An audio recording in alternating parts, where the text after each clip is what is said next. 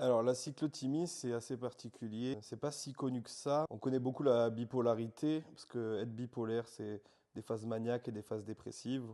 La cyclothymie, c'est plus par cycle, comme l'indique son nom. Ça va être une sensibilité aux émotions qui est accrue et qui va changer mon état d'humeur de manière drastique.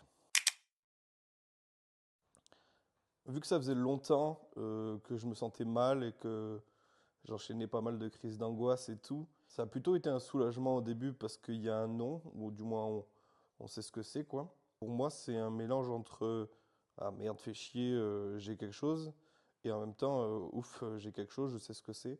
Et pour la guérison, ce sera d'autant plus facile, quoi. Pas toujours, parce que des fois, il y a des moments qui sont très durs. On remet un peu en question le sens de la vie, etc.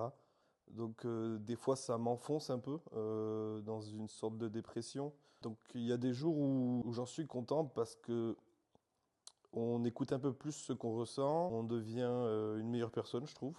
Il y a quand même plein d'aspects positifs. Je suis quand même content au final de pas d'avoir ça, mais de connaître comment je fonctionne. Ce trouble en tout cas m'a obligé à me connaître très vite, quoi. Je dirais oui et non, puisque c'est la raison pour laquelle j'ai créé le club aussi.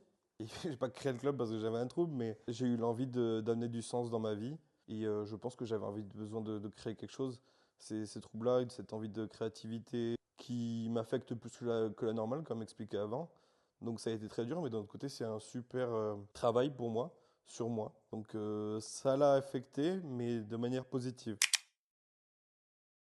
Alors forcément, parce que déjà ça ouvre la parole sur la santé mentale. Ça force les gens à poser des questions, à essayer de comprendre. Les gens ne comprennent pas toujours, mais ce qu'on attend, nous, quand on a ce genre de pathologie, c'est plus l'effort d'essayer de comprendre. Et déjà ça, pour nous, on se sent concerné. Et je trouve que ça a renforcé les liens que j'ai avec les gens que j'aime, qui m'aiment.